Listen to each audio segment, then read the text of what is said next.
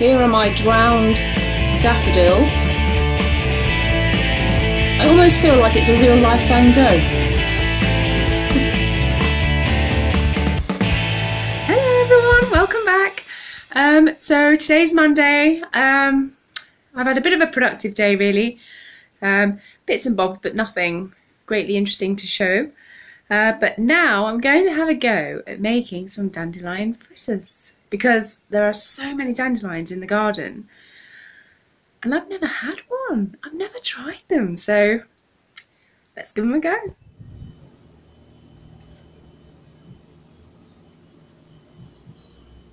So the recipe calls to mix 1 egg.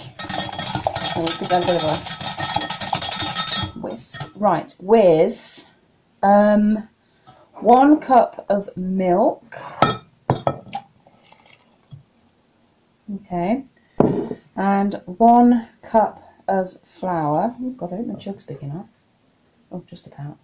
This is a much thicker batter than it was last time. So maybe it should hold all the fritters together. Right, so I've made myself a little side salad. I've just been and picked a few bits from around the garden room. I've got in there lettuce, radish and spinach, which I think will wilt quite nicely with the hot fritters on top. So I'm going to do this evening, I'm going to do a savoury. So this is going to be like my kind of like supper kind of nibble. So really, for the recipe calls that basically you can put a little bit of salt. These are recommended kind of herbs to put in. Thyme, a little bit of thyme. I'm doing a little bit of oregano. And it's a shame they're not fresh, but never mind. So that's oregano. And then I've got rosemary. Just a little bit of that, I think. And then this wasn't on the list, but I think it'll go quite nicely. I'm in the mood for a little bit of spice, but I don't want spice. So I'm thinking cumin. So I'm going to put a little bit of that in. Right. So I'm going to dip flour head down into the batter and then straight into the pan. So here we go. Ooh,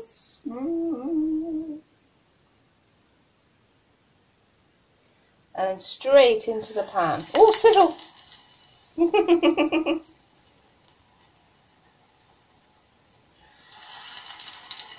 Okay. And then once that goes lightly brown, God, it's spitting. Should it be spitting? I don't know. Really low heat. And I've got the jug right next to the pan, so it's minimal mess. So they've just got to brown lightly, flip them over, do the other side, and then take them out, drain them for a moment, and then on the plate. Yum, yum, yum. There's the fritters. You see? Actually, I think they look quite nice, really. And let's just open one up. So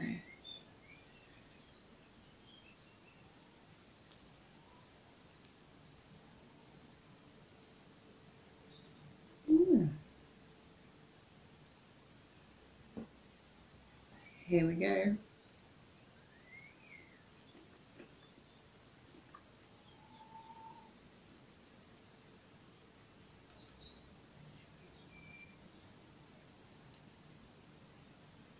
They're not unpleasant, and I could see how they could become quite Moorish, but there's no way of describing the taste. The texture's oily because obviously there's a lot of oil going on to make fritters, but I mean, if you've had courgette fritters or anything, then you probably know that kind of texture and flavour. But I'm really liking the seasoning. I mean, I always thought I would prefer the sweet version, so if I'm really liking the savoury, then oh my goodness me. I'm thinking with cinnamon and syrup and everything, it would be really quite indulgent. But as far as a supper goes, these are really quite nice.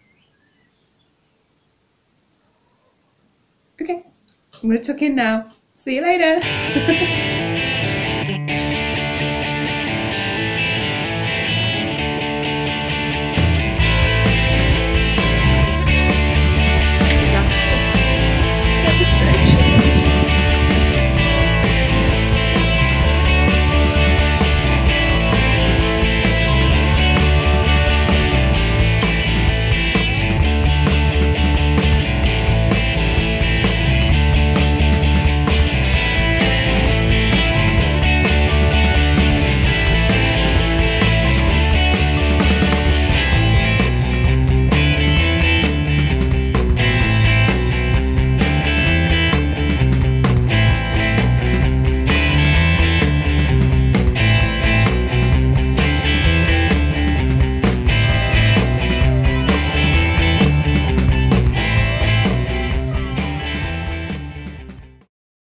I got back from work last night and the greenhouse was in absolute disarray. So, alas for all my efforts, nature won over. Damn, I wanted to get one more season out of it. But Mum actually said something today, which is that tomatoes grown outside taste better than those grown in a greenhouse because they're getting direct sun. Whether you can measure that or not, you know, whatever. But so I thought, well, yeah, that kind of makes sense. So we'll roll with that. And where I've put the tomatoes anyway is a bit of a sun trap. So, you know, they won't be that much longer in ripening. So what I've got is I've got two seedling cloches type things, which basically act as a greenhouse. So I've covered as best as I can what I've got so I don't lose them. Keep them growing, and eventually you can just take the cloches off and let them grow and let them ripen and enjoy. So yeah, I suppose it's bittersweet really. You know, I haven't had out of the greenhouse the potential that I was hoping, you know, that I bought in to it. So I've had it for, this would have been the 3rd year growing, and I've not really had much of a harvest from it. I was really looking forward to getting a bumper crop this year. But you know what, at the same time, it's caused me so much worry and concern. And I thought we were all over with the storms, you know, and the storm Hanna was coming in again. So I propped it up top and tail as I had done, but alas, no. But I'm so relieved. It hasn't damaged my actual house. It hasn't damaged any fencing. It hasn't damaged, most importantly, any of the neighbours' properties. So, do you know what? I'm glad, actually. I'm quite relieved to be getting rid of it because I just don't have to worry about it anymore. And I won't be replacing it. I've got a polytunnel here, this box. Now, I highly doubt it's the greatest thing ever made by man, but when the rest of the fence is up, it may be worth putting that up and seeing how it gets on. Because what you can do with a polytunnel is that you can dig a foot or so down, bury the plastic.